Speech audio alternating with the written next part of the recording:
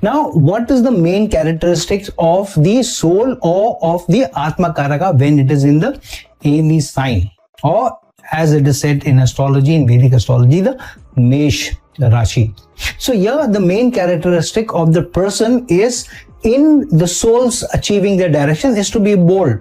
The person, whatever the approach to the soul journey is, he or she has to approach it with a boldness, because in which house it is placed in will give you what is that you need to achieve. The sign will give you how you need to achieve it. So the soul journey of Atmakaraka in the ARIES sign is about achieving the goal with boldness, and also not to depend on too many others, but to be very independent in your approach and independently pioneer your effort to be able to move in that direction. However, at the same time, sometimes the person can become too impulsive in trying to achieve its goal, the soul's goal. So the soul here is restless till you achieve your goal also. However, this is a very action-oriented placement when the Atmakaraka is in the ARIES sign. Now, what is the drive for the person here, of the Atma, the soul here? The drive is to lead, to conquer. So leading from the front, trying to conquer, trying to achieve, which the ARIES sign represents, and rather than waiting for somebody else to initiate the direction on yourself. So this is about soul trying to reach out and trying to initiate the journey to be able to achieve its own goals.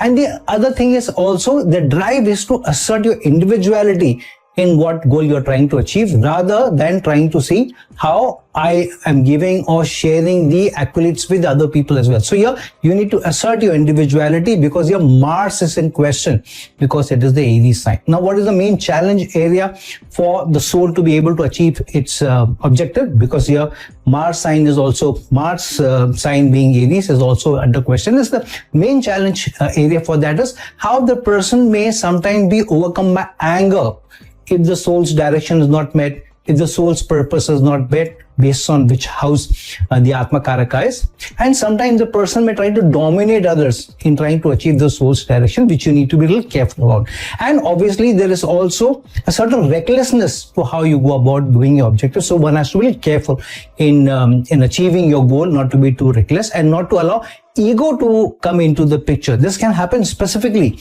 if there are more sun's energies or sun's conjunction, which also comes along, because ARIES is also a go-getting energy. So sometimes ego can also be a challenge. Now, the main development lesson for the soul here is learn to be patient rather than to be reckless, and to learn humility rather than allowing ego to be to overpower you.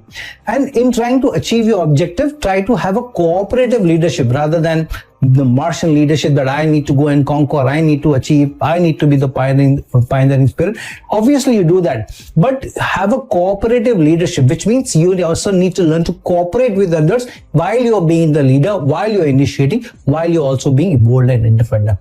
Now, the main characteristic or the main elevation of the soul that will come about is from how you will be able to use your energy to drive action, and to be able to drive action towards a more dharmic, a more spiritual leadership, and to also consciously be courageous in trying to obtain the objective, to attain what the soul's direction is. So overall, this is a placement where there are some good energies, there are some tough energies, there are some obstacles also, but this is the most go-getting energy for the Atmakaraka when it is in the ARIES sign.